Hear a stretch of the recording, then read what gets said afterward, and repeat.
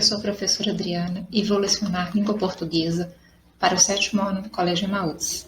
Lembrem-se sempre de seguir todas as orientações. Hoje eu irei fazer uma revisão. Usos de variedades linguísticas. Nós vimos que os usos das variedades linguísticas são o quê? As nossas falas, as nossas conversas, a variedade regional, a variedade histórica, as gírias, tudo isso inclui nessas variedades linguísticas. Elas estão todas inclusas. Porém, o que difere bem e o que vocês têm que ter em mente é que essa variedade linguística, ela pode ser formal ou informal. Essa variedade mais formal, ela vai trazer o uso da gramática, aquela que nós estudamos em sala de aula, ok? Por quê? Porque dentro da gramática, a qual estudamos na sala de aula, vai ter o quê? As regras gramaticais, as regras dos pronomes, dos verbos, e essas regras, as conjunções, tudo aquilo que nós estudamos, substantivos, artigos, e essas regras vão determinar o quê? A minha linguagem formal, o jeito que eu escrevo e uso essa linguagem. Onde nós devemos usar essa linguagem mais formal? Bom, na escrita, temos que usar em textos acadêmicos, científicos, trabalho em certos textos, em certas apresentações orais, como palestras, seminários, determinadas situações jornalísticas ou jurídicas. Tá? Aqui ele traz para nós a capa de um livro que ele faz o uso, o autor, dessa linguagem mais formal, quando ele diz ensina-me a viver. Por quê? Porque ele usa o pronome após o verbo ensinar, que é o correto. A maioria das vezes nós falamos aqui, me ensina a viver, não é verdade? Mas na escrita ele quis trazer o quê? A linguagem mais formal. Então ele fez correto. Ele usou o pronome depois do verbo, que é o correto. Então, ensina-me a viver. Se ele fizesse o contrário, ele estaria fazendo uso de uma linguagem mais informal, ok? Hoje sabe-se que não há um padrão único, pois os usos da língua são muito variados. Mas as regras gramaticais para usos mais formais continuam valendo, para diversas situações. Em vestibulares de muitas universidades, orientam os alunos a redigir seus textos em linguagem formal. É o que eu vivo falando com vocês. Quando vocês vão fazer um texto, produzir um texto, tentem sempre o quê? Fazer o uso da linguagem formal. Em algumas situações, é claro que essa variedade do uso dessa linguagem vai o quê? Fugir às normas estabelecidas pela gramática normativa ou aos usos mais formais. Quando que isso acontece? Em textos, por exemplo, menos monitorados, mais espontâneos, menos planejados. Ou seja, quando eu vou fazer um poema, nós vimos que podemos fazer o uso, sim, de uma linguagem mais informal, uma reportagem voltada para o jovem ou adolescente, podemos fazer o uso de uma linguagem mais informal. No nosso dia a dia, com a conversa entre amigos, entre familiares, pessoas mais próximas, podemos fazer o uso dessa linguagem mais informal. O que não significa que a linguagem formal seja extinta da nossa oralidade. Por quê? Porque se eu vou a uma entrevista de emprego, eu tenho que fazer o uso da linguagem mais o quê? Formal. Se eu estou dando uma palestra, eu tenho que fazer o uso dessa linguagem mais formal, ok? Porém, a linguagem informal, ela pode sim ser usada no nosso dia a dia. A única coisa que vocês não podem esquecer, né, é que na escrita, principalmente em vestibulares, quando você faz um texto, dependendo do texto, por exemplo, científico, uma pesquisa, um projeto, usa-se a linguagem mais formal, ok? Estudamos também sobre verbos, conjugações verbais. Lembra que eu falei com vocês que quando nós vamos procurar um verbo no dicionário, eu não posso procurar dessa forma aqui, ó, destravava, e sim destravar. Por quê? Se eu procurar destravava, eu não vou encontrar essa palavra no meu dicionário. Então, eu sempre tenho que procurar um verbo no dicionário no infinitivo. E quais são os meus verbos no infinitivo? Quais são eles? Os terminados em AR, ER, IR e alguns terminados em OR, tá? Nós temos, né, as formas verbais que eu falei aí, que são as formas do infinitivo. Nós temos a primeira conjugação, os verbos em AR, segunda ER, terceira IR e dos verbos também OR. Lembra que eu falei com vocês? Porque o OR faz parte da segunda conjugação. Isso acontece porque antigamente o verbo pôr era empregado com a forma poer, tá? Então o uso do E caiu, mas continuou seguindo os verbos da segunda conjugação. Então a R primeira, segunda ER e OR e terceira IR. Então conjugar um verbo é flexionado de acordo com a pessoa, primeira, segunda, terceira do singular, primeira, segunda, terceira do plural, eu, tu, ele, nós, vós, eles. Número, singular, plural, tempo, pretérito, presente, futuro e o modo, indicativo, subjuntivo, imperativo, por aí vai. Bom, essa divisão em conjugação serve para que seja possível saber o modelo que um verbo segue ao ser utilizado em todas as pessoas, tempos e modos. Quando eu tenho um verbo regular, ou seja, o que é um verbo regular?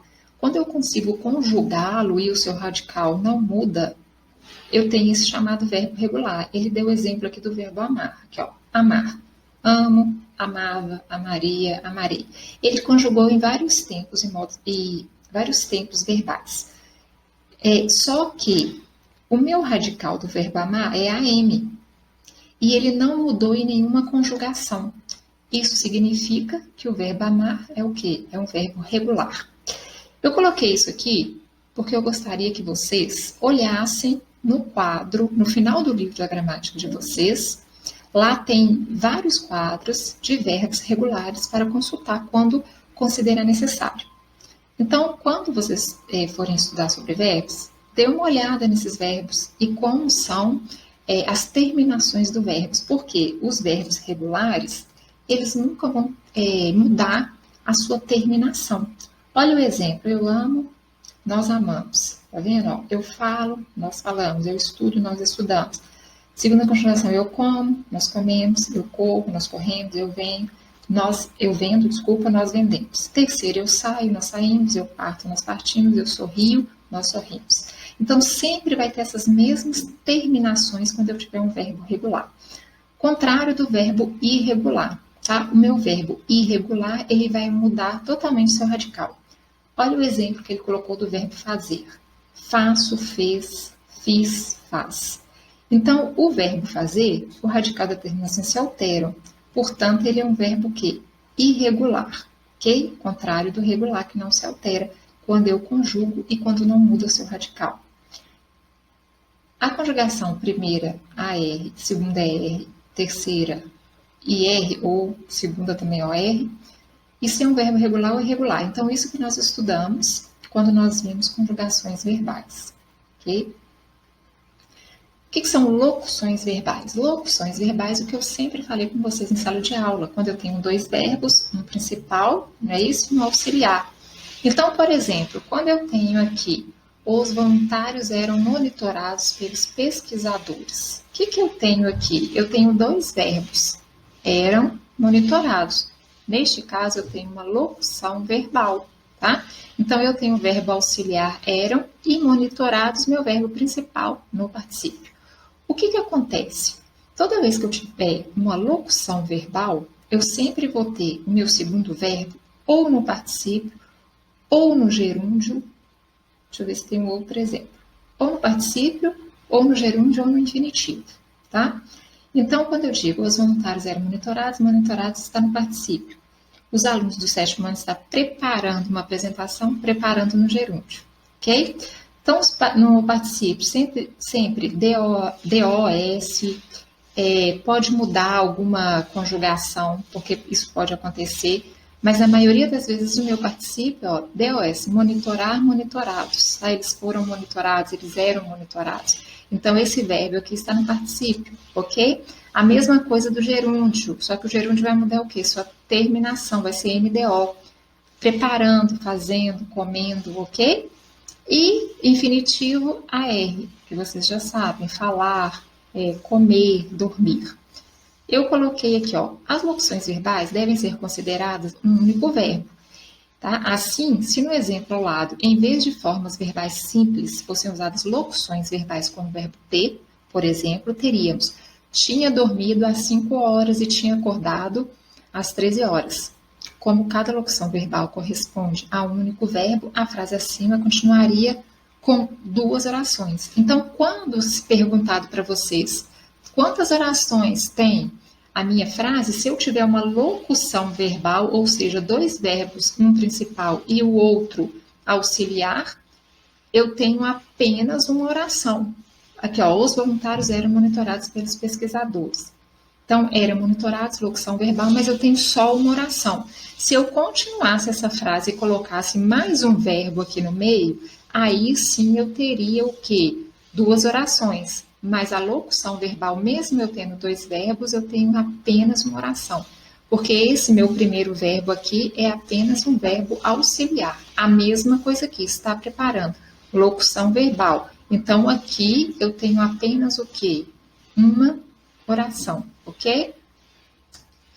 A locução verbal segue geralmente essa estrutura, verbo auxiliar mais verbo principal, foi o que eu já falei. Os verbos principais vão estar no infinitivo, no gerúndio ou no particípio, que indica a ideia principal. Locução verbal é a combinação de verbos auxiliares com infinitivo, o gerúndio ou particípio de outro verbo, chamado de verbo principal. Exemplos: estou estudando, tenho estudado, vou estar estudando, tá?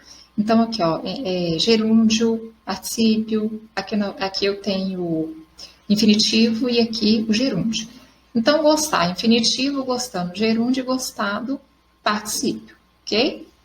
Nós estudamos também sobre frase, oração e período. O que é frase? É uma unidade de sentido escrita ou falada que tem o objetivo de comunicar algo. Dentro desse contexto aqui, a minha frase pode ser nominal ou verbal. O que é uma frase nominal? Que não tem verbo, ok? Desde que ela tenha sentido, ela não precisa ter verbo, eu tenho uma frase. A minha frase verbal, obrigatoriamente, eu tenho verbo. E quando eu tenho uma frase verbal, eu tenho uma oração. Então, oração vai o quê? Só vai existir quando eu tiver uma frase com verbo. Se eu tenho uma frase com dois verbos, duas orações. Se eu tenho uma frase com três verbos, três orações. Se eu tenho uma frase com quatro verbos, quatro orações. Se eu tenho uma frase sem verbo, eu não tenho oração. Entenderam? Então, aqui, ó, zumbis na escola. Frase organizada sem verbo, frase nominal. À meia-noite levarei seu sono, frase organizada com verbo, ok? Frase verbal ou oração, tá bom? Então, aqui, ó, esse é um dos modos de organizar uma frase. Com verbo, também chamada de oração. Sem verbo, chamada de frase nominal. A quantidade de oração vai depender da quantidade de verbos que eu tenho. Mais de um, duas orações, mais de dois, três orações e assim por diante, tá? Nessas frases aqui, há dois verbos. Dormia às 5 horas e acordava às 3. Cada verbo corresponde a uma oração, portanto, há duas orações na frase. O que eu terminei de falar com vocês. Então, a frase constituída de uma ou mais orações é chamada de período. O período formado por uma oração é chamado de período simples e formado por mais de uma oração, período composto. Então, eu vou explicar isso. Quando eu tenho uma oração, eu tenho uma frase oracional, ou seja, oracional, que eu tenho uma oração, apenas uma, eu tenho chamado período simples. Se eu tenho mais de um verbo oracional, ou seja, mais de uma oração, eu tenho chamado período composto. Então, a diferença do simples e composto é isso. Simples, um verbo, composto, dois verbos. Lembrem-se que locução verbal é considerada apenas um verbo, tá? Então, aqui nós estudamos sobre frase nominal, frase organizada sem verbo, frase verbal, oração, frase organizada com verbo. Período simples, uma oração. Período composto, duas ou mais orações. Ok? Estudamos também sobre poema e poesia. Embora pareça ser conteúdo de redação, nós estudamos o gênero textual, poema, poesia também no livro de vocês de gramática, de língua portuguesa. Diferença dos dois, eu já falei isso. Qual que é a diferença? O poema é a parte escrita da poesia. É a única diferença, ok? Poesia eu posso encontrar numa foto, numa imagem, numa música, porque a poesia é a arte, tá? E o poema é a escrita da poesia. Essa é a diferença dos dois, ok? Então, nem toda poesia é um poema, mas nem todo poema, é uma poesia, mas contrário. Nem toda poesia é um poema, mas todo poema é uma poesia. O que isso significa? que quando eu tenho uma poesia escrita, eu tenho um poema.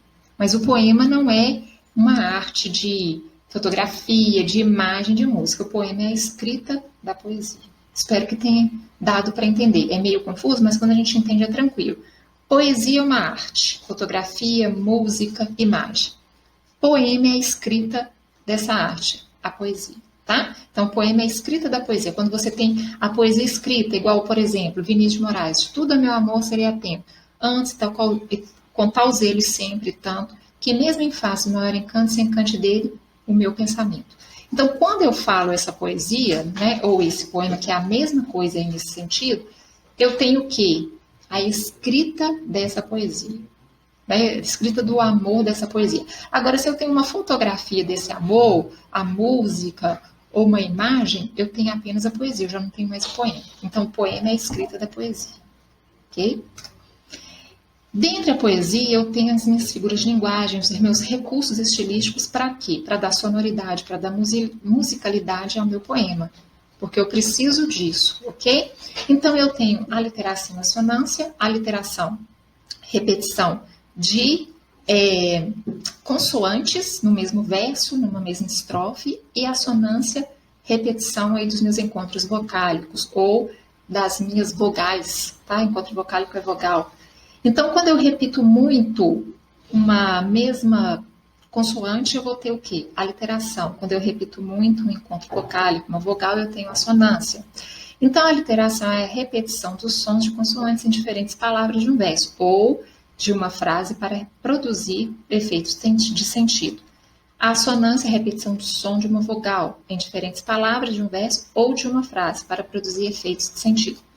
Então, vamos lá. Quando eu digo assim, ó, tempestade, faz, três, as, paz, paz. Então, aqui eu tenho muita repetição do S e aqui do Z, tá? Vamos lá no trava-língua. O rato roeu a roupa do rei de Roma. Qual que repete muito aí? Não é a letra R? Aí eu tenho o quê? Uma aliteração, ok? Se não for empregado como recurso de linguagem, a repetição de sequências de sons deve ser evitada. O que significa isso? Eu não posso escrever isso aqui num texto em prosa, né, um texto científico. Vozes veladas, velodosas vozes, ó, repetiu vozes aqui novamente, tá vendo? Velúpias dos violões, vozes veladas, vozes de novo. Então, eu não posso fazer isso num texto formal, num texto científico, num texto dissertativo, tá? Provavelmente a intenção do poeta ao escolher a repetição foi enfatizar a musicalidade, o ritmo, a sonoridade, como uma forma de realçar vozes que acompanham a melodia de um violão sentado tocando, tá? O professor avaliou o processo do aluno no semestre. O aluno estava com notas baixas, exceto na última prova da matéria. O aluno acabou sendo reprovado na matéria. Poxa, o que eu repeti muito aí? O aluno. E eu não posso fazer isso quando eu faço uma redação. Então, como que poderia ficar? Eu poderia colocar o aluno no primeiro e segundo ele, né? E no terceiro tirar o aluno, colocar só acabou. Porque quando eu falo acabou, eu estou falando ele novamente, sem repetir o ele. Então, aqui, ó, no caso dos textos literários que você leu, os jogos sonoros e as escolhas de palavras têm a intenção de produzir efeitos estéticos para sensibilizar o leitor ou despertar emoções nele. Fora isso, não devemos fazer isso aqui, ok? Trocadilho. Trocadilho é uma brincadeira que eu faço com as minhas palavras que têm a mesma escrita ou, às vezes, o mesmo significado com escritas parecidas. O que isso significa? Se eu falo manga de camisa e manga fruta, eu posso fazer um trocadilho com essa palavra, porque a escrita é igual, né? Só que os significados são diferentes. Então, trocadilho é o jogo de palavras com significados diferentes, mas com sons semelhantes ou com a escrita igual. Aqui ele brinca com aqui, ó, amor cego de morcego. Se eu tirar esse A, tiro o A, fica morcego. E aqui eu tenho a palavra morcego. Então, ele faz essa brincadeira aqui, ó, esse jogo de palavras no final da poesia, tá? Então, isso é o quê? Sempre é um trocadilho.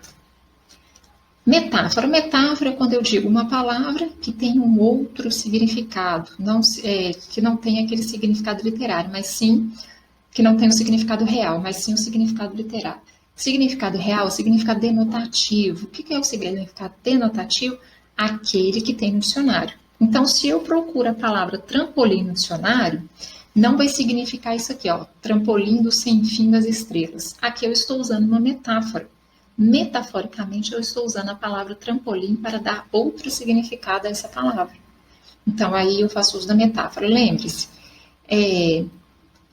Isadora, Isabela, Bia são chuchus, né? Eu não quero dizer que elas são legumes, mas posso querer dizer que elas são uma gracinha de pessoa.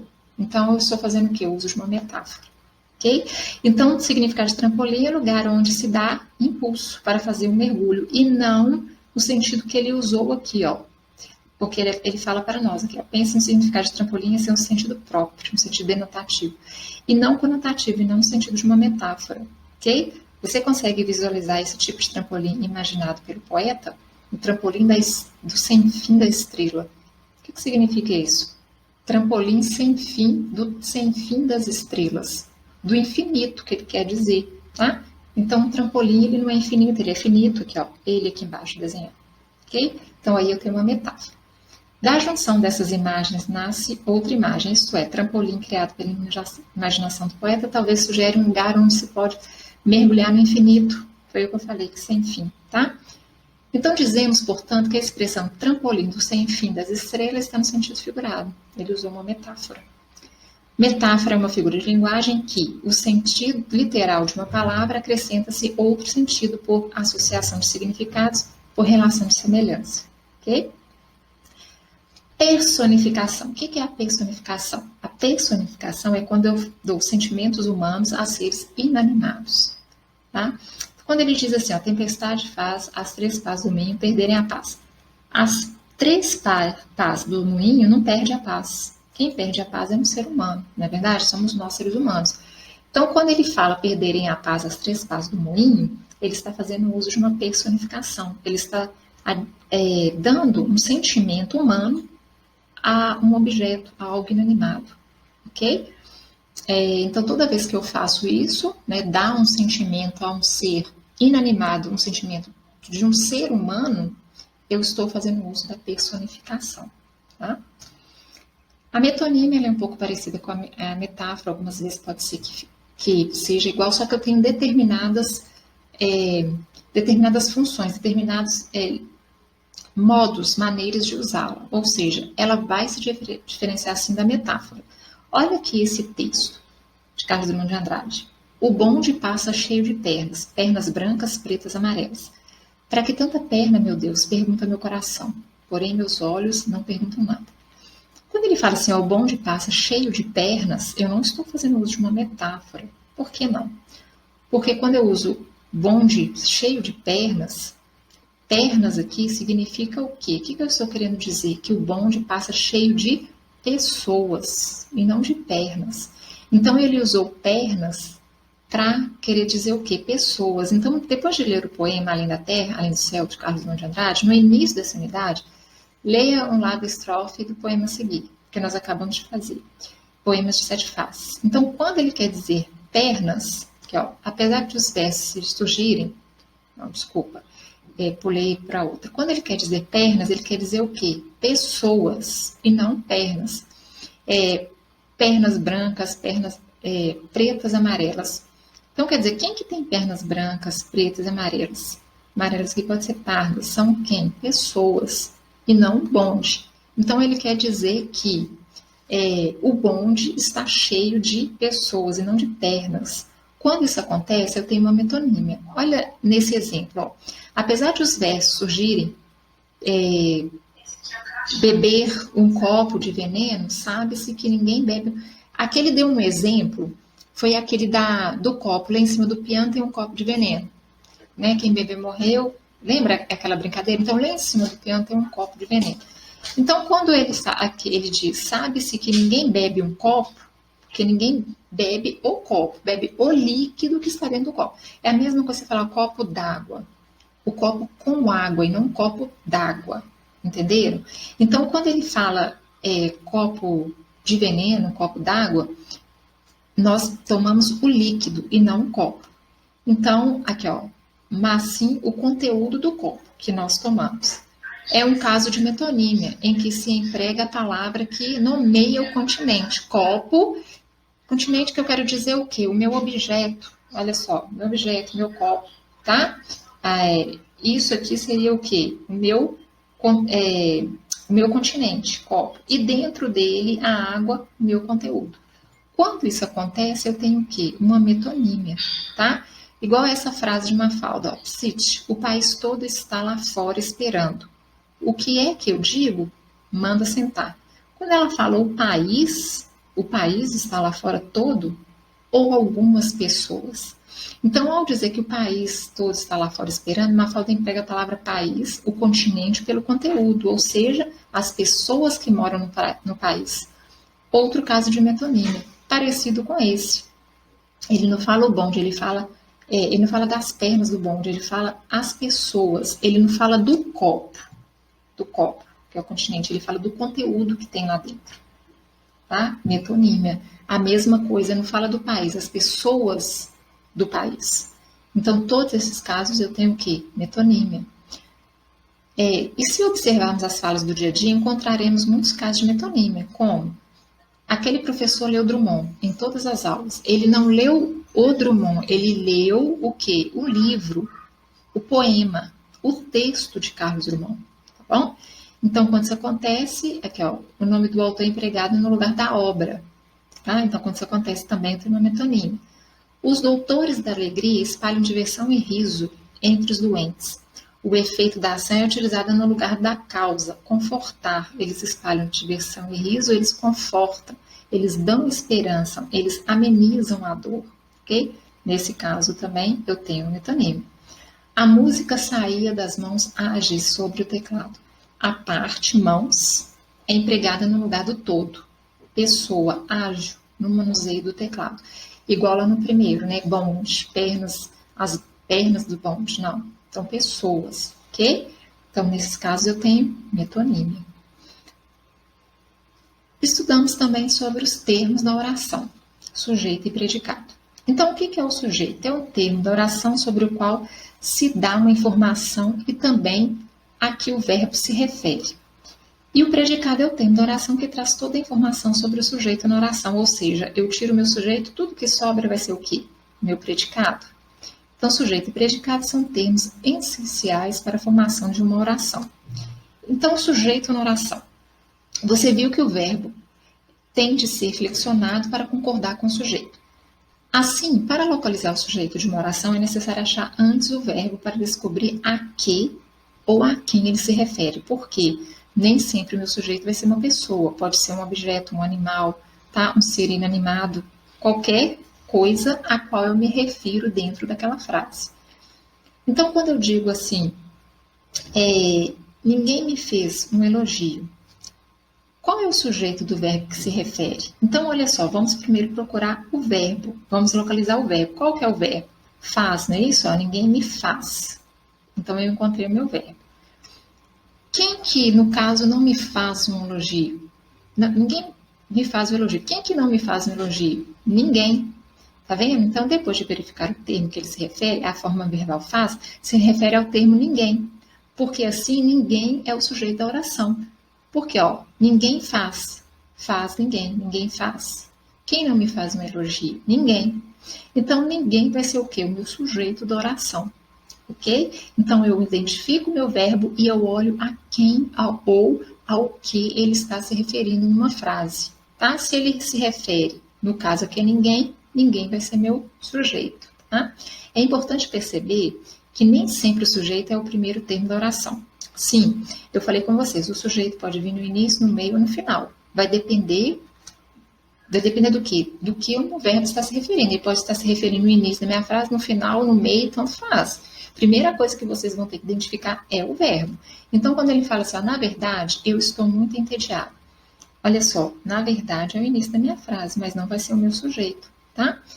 Procurei o meu verbo, estou. A quem ele está se referindo? Eu, eu estou. Então, o eu vai ser o quê? O meu sujeito, tá? A forma verbal estou se refere ao termo eu. Assim, eu é o sujeito da oração.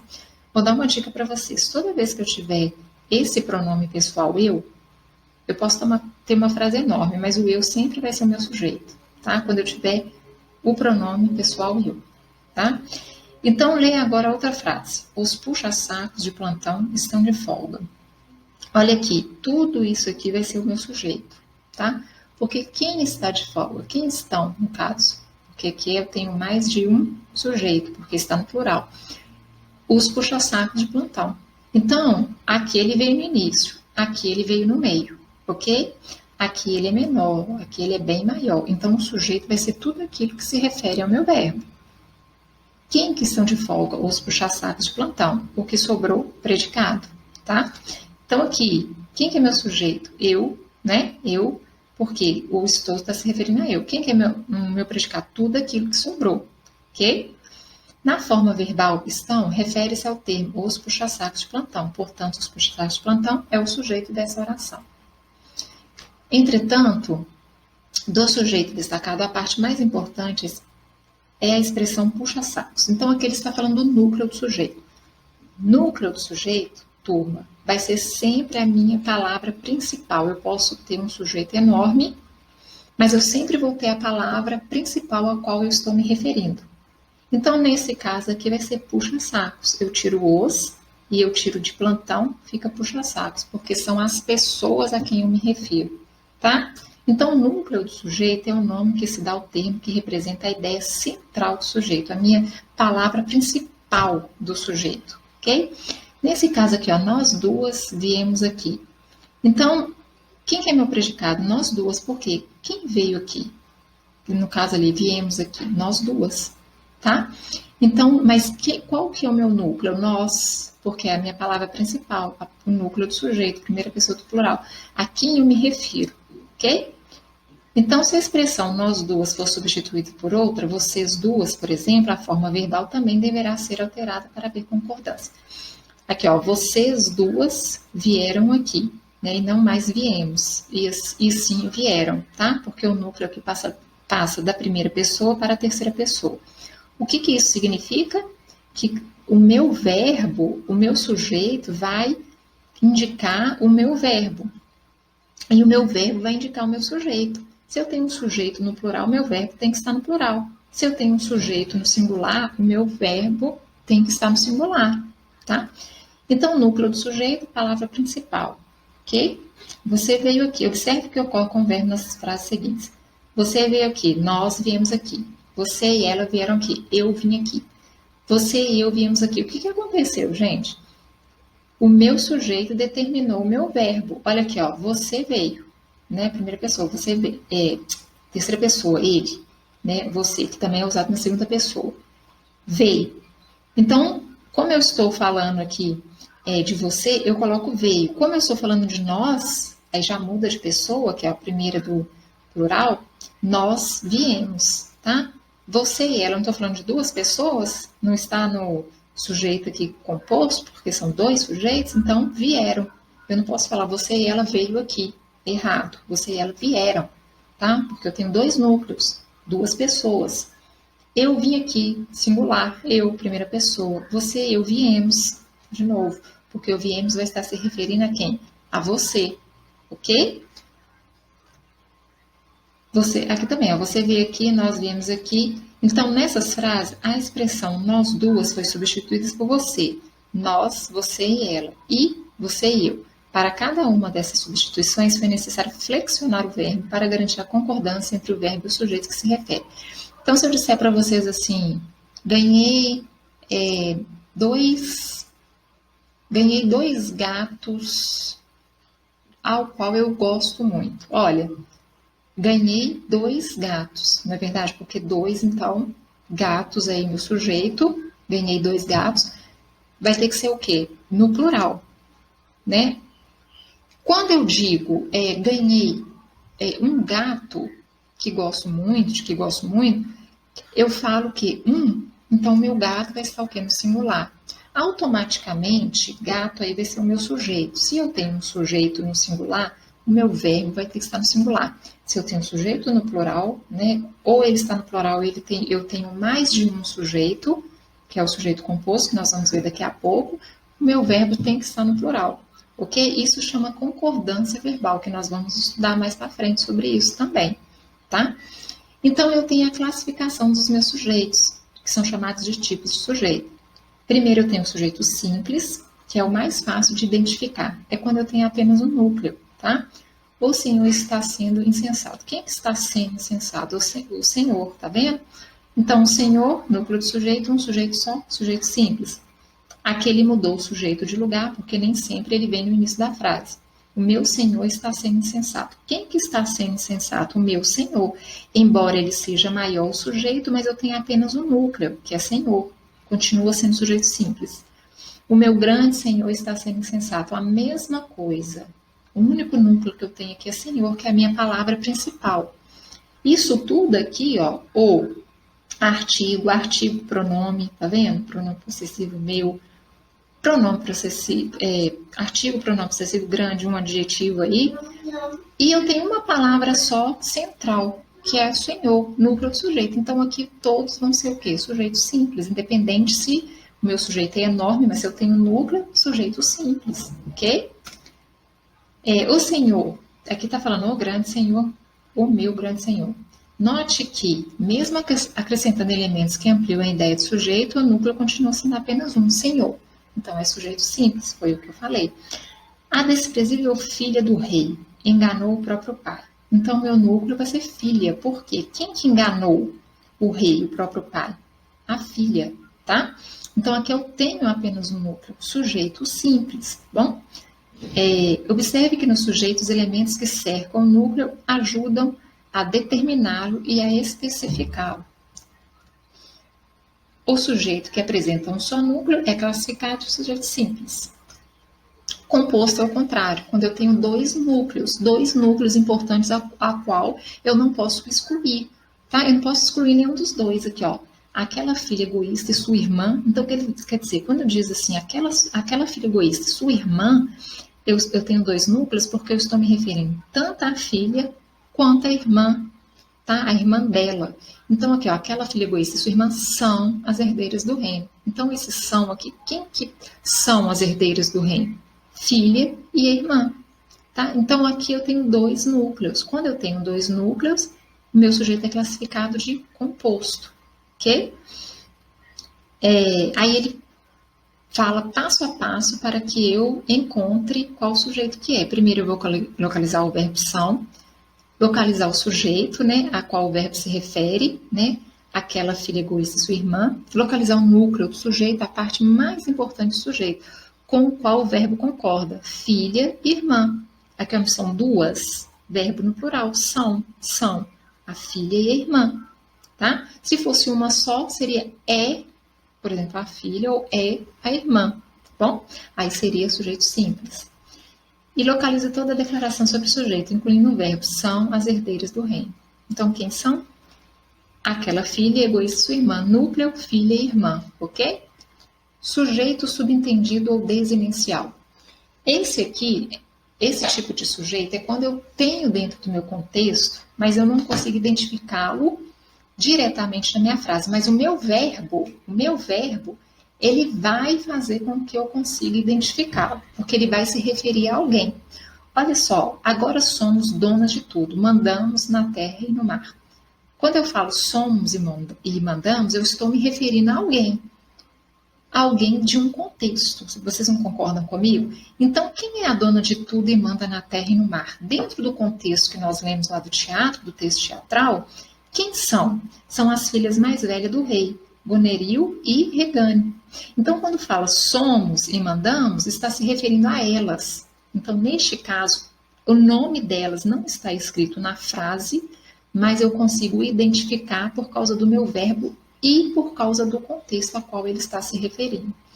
Então, nesse caso, o sujeito não está evidente, foi o que eu falei, mas podemos determiná-lo com base na leitura do texto e determinação da forma verbal somos, ok? Então, turma, o que tem a ver o sujeito subentendido com a coesão textual? Lembra que eu falei com vocês que é coesão? O que é coesão? Ela estabelece relação entre as partes do texto. Essa relação é feita através dos pronomes, das conjunções, dos verbos, tá? Então, essa coesão textual e o uso do sujeito subentendido tem tudo a ver, por quê? Porque quando nós usamos o sujeito subentendido dentro de uma frase, de um contexto, de um texto ao qual eu estou produzindo, eu evito a repetição de certos pronomes. Olha aqui nessa frase. Quando o público entra, os atores já estão em cena. Eles jogam uma peteca. Depois de algum tempo, resolvem uma cadeira e inventam um jogo. Quando ele fala isso, quando ele coloca aqui novamente o verbo resolvem e inventam, ele não repete o eles como ele fez aqui na primeira vez que ele escreveu eles. Eles jogam uma peteca. Esse eles já está se referindo a quem? Aos atores, aqui os atores já estão em cena, eles jogam, então eles está se referindo a atores, ok? Então, se ele já está se referindo aos atores, obviamente eu não posso fazer o quê? Ficar repetindo ele novamente na frase. Então, para não existir essa repetição, eu uso o sujeito subentendido com os verbos na terceira pessoa. Eles, aqui eles jogam uma peteca, eles resolvem mudar, inventam um jogo. Né? Então, eu tiro eles e eu coloco só resolvem e inventam.